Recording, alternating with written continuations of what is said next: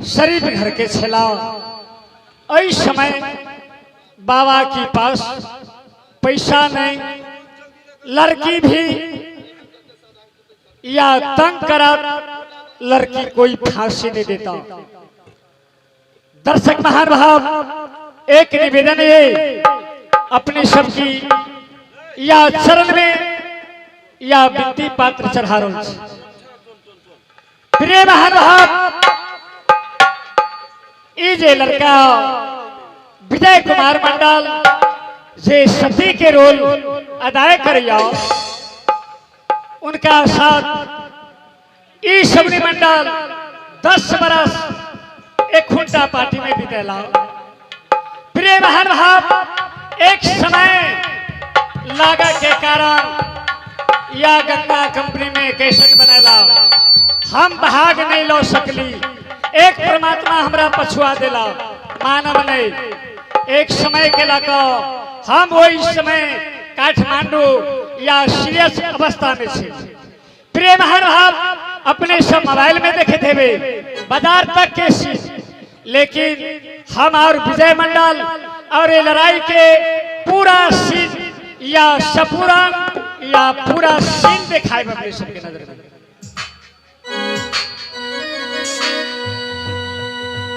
या प्रथम यरक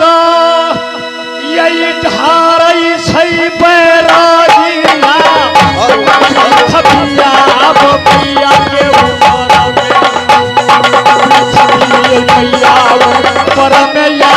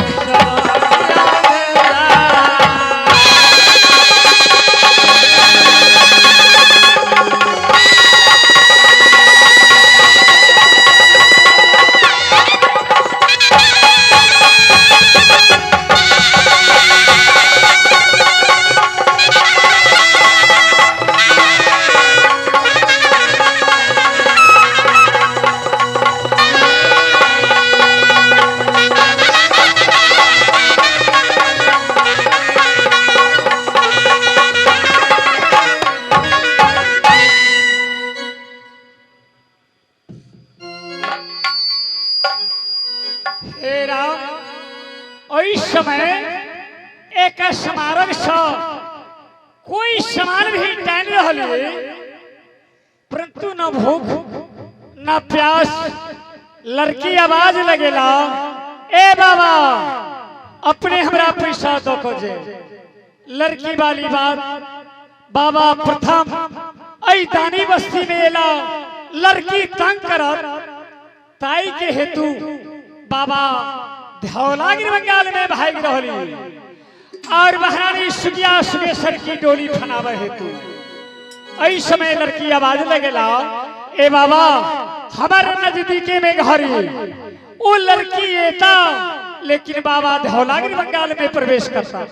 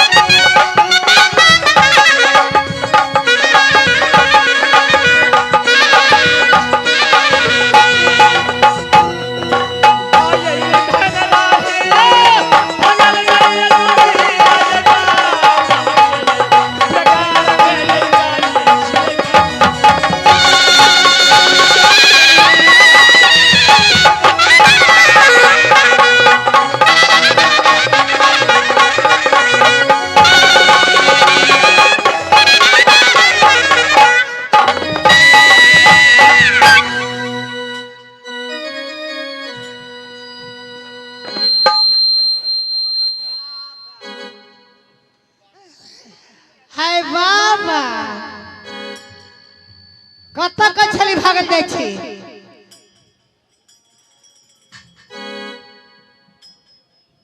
ए बहन अहाँ सबके कहै छी ए लड़की आ ये प्रोग्राम भ रहल है अहाँ सब जे बेरा बेरी जाय छे त हम सब कभी छोड़ देबी से पहले बुझ लियो हमरो गहूं काट जाय ए बहन ए हजवारनी हां यो बाबा सुन लियो अपने निक घर के लड़की छी हां त कथि कहै छी बाबा अपने के मक्खर मिश्री गरहाज तकेला हां लेकिन बाबा के पास 5 रुपया नहीं अपने के डर से या बाबा अपना जगह पर जा रहल छे आयो बाबा अत्ते नीक से अहाँ के कहली जे दूध बताल छी हमर बाबू पैरा तकैत होते माय पैरा तकैत होते अत्तेयो को छी चोरा के भागल जाय छै पाइए ला ए बहन मानव के जब या प्राण जाए समय फांसी पर चढ़ा समय झूठ बोलिया या कोई पाप नहीं पाई तो दिए पर चाहे अहाँ जे ना दियो हां उल्टा खजुरिया नहीं देबे पाई तो ए बहन हेलो अरे बाबा के पास मोहनी बांसुरी उल्टा खजुरिया हाँ। हसन की झोला या एक गुरुदेव की समाने नहीं बाबा ई खजुरिया फजुरिया के बात हम नहीं बुझी छ हमरा पाई दादा तब तो जा ए बहन हां या बाबा की आवाज कनी अपने सुनबे अपने के बाबा सुना दो हां सुना दिया नीक से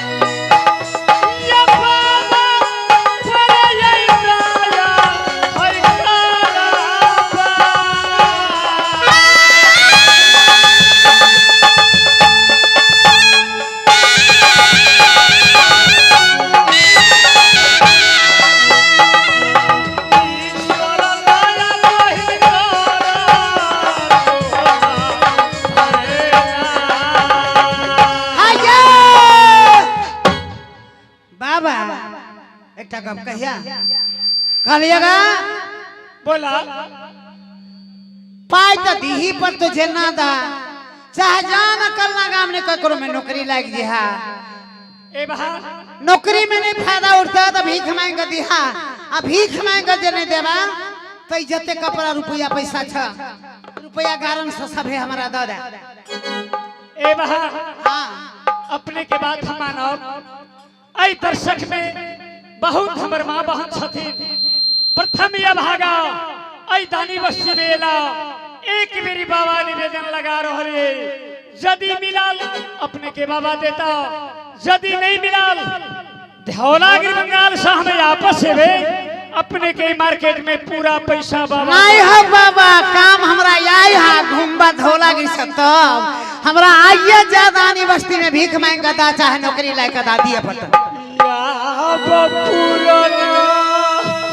पुराना माननिया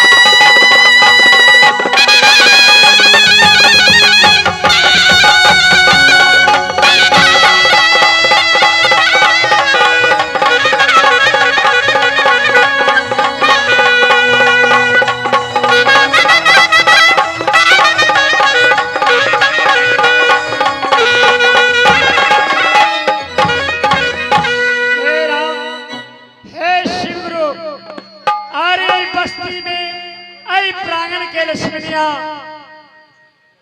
या बहुत मदद केला। हे परमात्मा शिव ऐ लक्ष्मणिया सब या सदा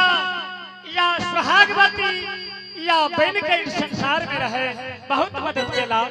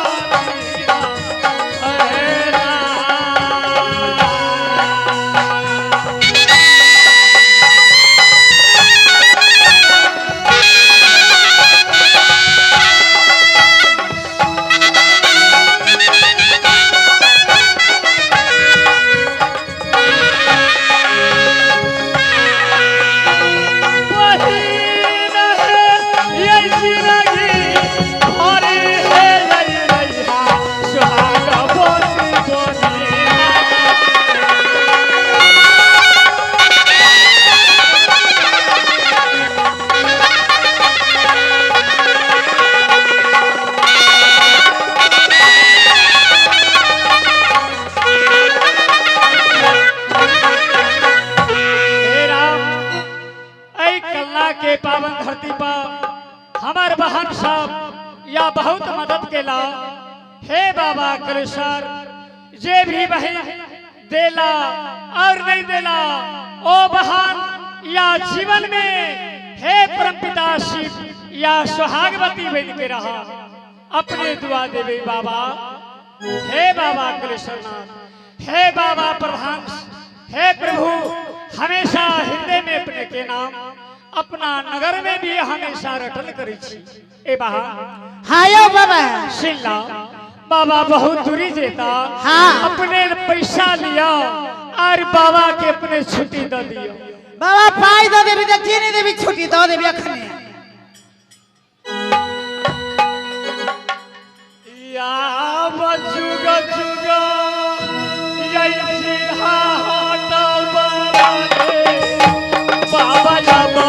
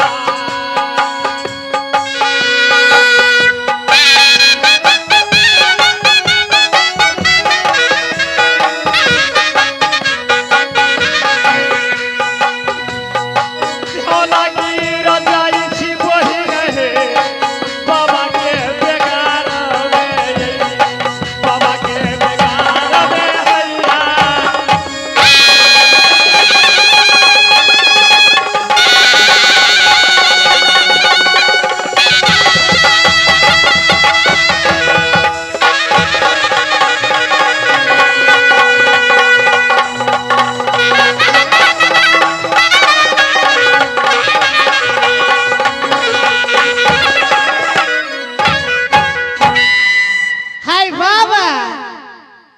तोरा 2 पैसा के झुनझुना भेला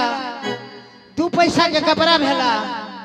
5 रुपया मांग के दिल होता ही में से दियता राम राम दाम नहीं सधल बाकी रह गए 51 टका एक बात करा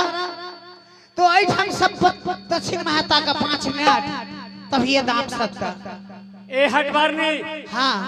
अरे पूर्व में है कि पश्चिम में है दक्षिण महता का ना 5 मिनट तक ये दाम सत्ता दाम से जाए हाँ से दिए दे दान लेवर की तो जाए कबा बाबा शाय करो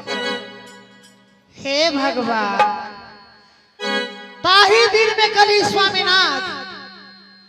जेहने पर घर के बेटी उठा के अपने ले लो ओई बाबा के मंदिर में आग लगा दे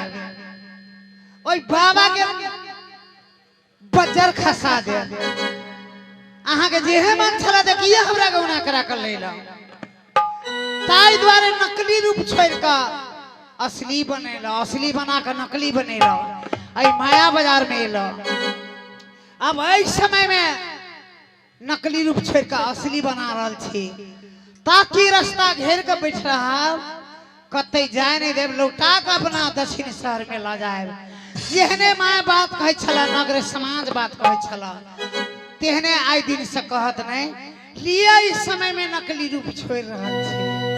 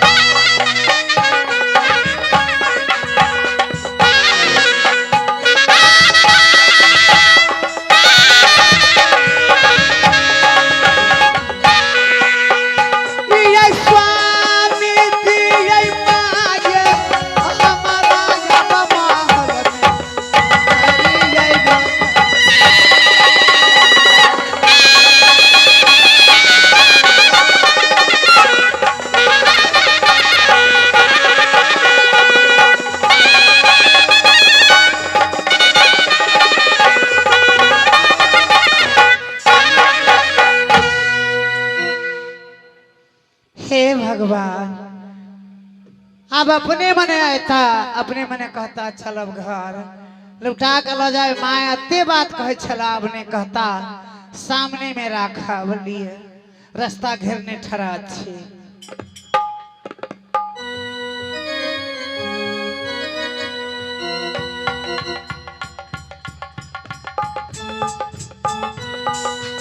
ए राम ब्याही हिमपुर वाली कहाँ से ला आई मार्केट में लड़की आवाज लगेला ए बाबा कुछ काल में आवे वाली अपने दक्षिणपुर में ताकू लेकिन हिमपुर वाली कन्या या प्रगट छथी कहाँ से आवे वाली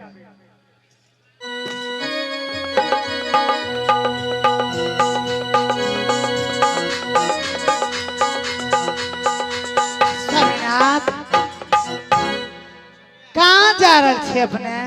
जिहने महान से निकाला भेला मैं बात कह नागर समाज बात कहला ताई द्वारे अपना सगुन के पोथी में देखला अपने रावण के राज में जा रहा छी धौलागिर के राजा बदमाश जखने वही धौलागिर में जब मार के गंगा जी में संस्कार दे दे वही धौलागिर में आग लगा दे बजर खसा दे वही सुगिया सुगेश्वरी के सूरत में आग लगा दे अपने लौट कर चलू अपना नगर धौलागिर के नाम ने लिया हे महान प्रिय स्वामीनाथ सुन लियो, अपने जितनी बात बोले वाली धौलागिरी के विषय में या गलत जाई में धौलागिरी बंगाल में हम नहीं जाए, ऐ भाव रूपी संसार में या गुरु के वचन खाली है ता हमरा कल्याण नहीं हो। हे प्रिय कन्या स्वामीनाथ अपने 3 दिन के टाइम दिया, 3 दिन में लौट का अपने के महल में प्रवेश हो जाए। जय दिन में कोई आपत्ति धौलागिरी बंगाल में हेते सीने के ऊपर अपने के जलन दे, आंगन में तुलसी के गाछ या मौला जेता अपने सोचा हमरा प्राणनाथ के कोई संकट आए लिए, लेकिन हमरा किछ नहीं हेते। लिया दिल के बात अहाँ के सुनबे छी। फिर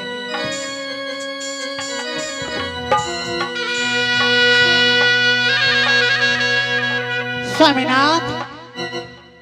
जितने बात अपने कहलो नीक, लेकिन हमरो बात अपने सुन लिया।